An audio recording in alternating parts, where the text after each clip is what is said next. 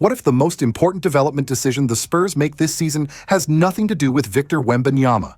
The Spurs just assigned Carter Bryant, their 14th overall pick from last summer, to Austin. And the timing? It's not random. It's not desperate. It's surgical. Because while everyone's watching Wembanyama dominate and De'Aaron Fox orchestrate, the Spurs are quietly executing the same development blueprint that just turned Keldon Johnson into a sixth man of the year candidate. The same system that's kept Jeremy Sochan ready when his number gets called. The same patience that's building a dynasty. This isn't about what went wrong with Bryant. It's about what's about to go right. And if you understand the Spurs timeline, you'll see why this move is genius. Let's break it down. What's up, Spurs fans? Welcome back to Spurs Quick News. Quick, sharp, and all about the silver and black. I'm your host, and today we're diving deep into why Carter Bryant's G League assignment isn't a setback. It's exactly what championship organizations do. Before we jump in, drop your city in the comments so we know where the Spurs family's tuning in from. Let's set the stage with precision. Carter Bryant has appeared in 29 games for the Spurs this season, averaging 7.6 minutes, 2.1 points, and 1.6 rebounds per game. His three-point shooting sits at 25.6%, a significant drop from his 37% mark at Arizona. The raw numbers don't lie. The Spurs have been outscored with him on the floor. But here's what the numbers don't show: organizational discipline. Think about this. The Spurs gave Bryant 29 NBA games before making this move. Not 5 games, not 10. 29 opportunities to prove he could contribute immediately at the highest level. That's not desperation. That's evaluation. That's patience. On Thursday, San Antonio assigned Carter Bryant to the Austin Spurs, with his G League debut scheduled for Friday against the South Bay Lakers. And the timing reveals something fascinating about how this front office operates. With Devin Vassell sidelined for weeks with an adductor strain and Jeremy Sochan just re-entering the rotation after 8 DNPs, the Spurs needed Bryant's roster spot for veterans who can contribute now. This isn't about Bryant failing. It's about roster optimization, while giving a 20-year-old rookie the freedom to actually develop. Here's the question nobody's asking. What if this move happened at exactly the right moment? Because while Bryant heads to Austin, Keldon Johnson, who walked this same path years ago, just dropped 27 points off the bench and is a legitimate sixth man of the year candidate. That's not coincidence, that's system. Do you think the Spurs' 29-game evaluation period shows patience or hesitation? Type patient or too slow below. I'll feature the best takes next episode. Here's the part nobody's talking about yet, and it's the most important piece. Carter Bryant isn't going to Austin just to get reps. He's going there because the Spurs identified something specific. He needs to learn how to fail safely before he can succeed consistently. At 6'6.5" without shoes, legitimately 6'8" in sneakers, Bryant has the size to guard wings and small ball fours. That 6'11" wingspan, combined with his motor, projects him as a switchable defender who can protect the rim from the perimeter position. Elite physical tools. But here's what Arizona didn't require him to do: create off the dribble, run pick and roll as the ball handler, make live dribble decisions under pressure. At Arizona, Bryant was a role player: catch and shoot, cut to the rim, play defense. And he did it well enough to get drafted 14th overall. The problem? The NBA doesn't let lottery picks just play roles. They expect creation. They expect processing. They expect you to impact winning even when your shot isn't falling. And that's exactly what Austin provides that NBA minutes can't. The freedom to experiment without consequences that cost your team games.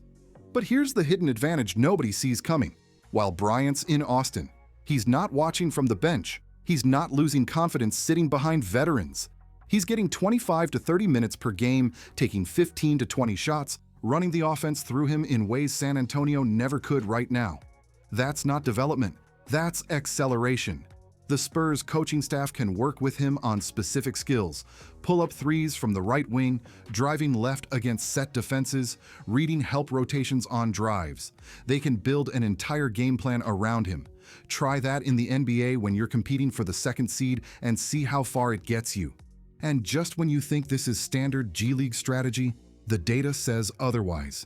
Players who spend focused time in Austin early in their careers have a 70% higher retention rate in NBA rotations by year 3 compared to players who never go down. The Spurs track this. They know what works.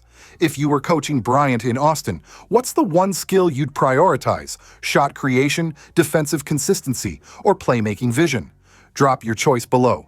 Creation, defense, or playmaking? Let's see what the fans think. If you're vibing with this tactical breakdown, hit that like button. It legitimately helps this channel grow and reach more Spurs fans. Behind the scenes, this move reveals something crucial about how elite organizations manage development versus winning. The Spurs are 26-11, second seed in the Western Conference. They're not tanking. They're not experimenting. They're competing for real playoff positioning. And when you're competing at that level, every roster spot matters. Here's the reality. Devin Vassell just went down with a left adductor strain. He's out for multiple weeks, possibly 2 to 4. Jeremy Sochan, who had 8 DNPs this season after starting 149 consecutive games, just re-entered the rotation 2 games ago and instantly provided energy, defense, and winning plays. Against Memphis, Sochan played 14 minutes, grabbed 6 rebounds, and was a +6. Against the Lakers, he scored 6 points on perfect 2 for 2 shooting in 11 minutes and threw a perfect lob to Wembanyama that encapsulated why this team believes in him. So here's the calculation San Antonio made. We need Sochan's defensive versatility now. We need veteran presence now. Bryant's development timeline doesn't align with our championship window this season. But, and this is critical, that doesn't mean Bryant isn't part of the long-term plan. There's one thing Spurs insiders keep repeating when asked about Bryant, and it's worth paying attention to. The front office views him as a core piece of the post-Wembanyama supporting cast. Not a throw-in, not a project who might work out. A foundational player who needs time and space to develop properly. Think about what that means. The Spurs could have kept Bryant on the bench, given him garbage time, let him fade into irrelevance. Instead, they're investing in his growth by giving him a controlled environment where he can actually develop the skills that'll make him valuable when this team is ready to contend for titles.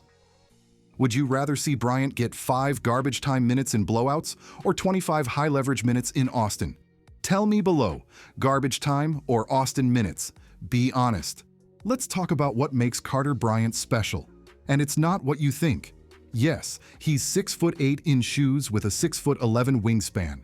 Yes, he's athletic enough to throw down alley-oops and chase down blocks. Yes, his shot isn't broken. 37% from 3 at Arizona proves. The mechanics are sound. He just needs consistent reps to find his rhythm. But here's what separates lottery picks who become rotation players from lottery picks who become stars: mental resilience. And Bryant has it in spades. After those viral missed dunks against Memphis, back-to-back clanks that had social media roasting him, De'Aaron Fox walked by him in the locker room and joked, "Stay out of the gym until you learn to dunk, Carter." But then Fox said something that tells you everything. He's not just positive some of the time. He's like that all the time. That's not coachable. You either have that wiring or you don't. Mitch Johnson talked about Bryant's ability to handle high-profile failure without being mentally crushed. That's an underrated attribute in player development. If you can trust a kid to fail publicly and come back stronger, you can trust him with bigger responsibilities down the line. His weaknesses are obvious and fixable, 25.6%. From 3, loose handle, slow decision-making. Every single one of those improves with focused reps in a low-pressure environment. But his strengths, size, athleticism, defensive instincts, and unshakable mentality, those are franchise-building blocks. Every championship team has role players who survived the grind of development. Bryant's in that grind right now, and his mindset suggests he'll come out the other side ready. What's more valuable for a young player? Elite physical tools or elite mental toughness? Drop your take, physical or mental. I'll share the best responses next time. Want to know if the Spurs development system actually works? Don't look at the past. Look at what's happening right now. Keldon Johnson, who spent time in Austin early in his career, who had to accept a bench role, who bought into the process, just dropped 27 points off the bench against the Lakers on Wednesday night. 11 of 13 from the field, 4 games. This season, with 25-plus points off the bench, tied for the most in the NBA. He's not just a rotation player. He's a legitimate sixth Man of the Year candidate. He's fifth all-time in Spurs bench scoring, chasing Manu Ginobili's record. He's proof that patience plus player development equals championship-caliber production. And here's the parallel. Keldon walked the same path Carter Bryant's walking right now. Austin, frustration, doubt, then emergence. Bryant debuts for Austin on Friday against South Bay. And if the Spurs do what they've always done, individualized skill development, mental conditioning, controlled minutes progression, he'll be back in San Antonio within weeks or months looking completely different. The timeline doesn't matter. The trajectory does. Because if Carter Bryant becomes even 75% of what Keldon Johnson is right now, a high-energy, defensively versatile, mentally tough role player who can give you 20 on any given night, this move will be remembered as the turning point. And if he becomes more than that, championship teams are built on these exact decisions. If this breakdown gave you something new to think about, smash that like and share it with a Spurs fan who needs to understand why patience wins championships. Subscribe and turn on notifications so you don't miss what happens when Carter Bryant starts dominating Austin. Because if Keldon Johnson's current sixth Man of the Year campaign is any indication, this development system doesn't just work. It builds stars. And remember, while everyone watches Wembanyama highlights, the Spurs are quietly building a dynasty one patient decision at a time. Until next time, stay silver and black, stay sharp. Peace.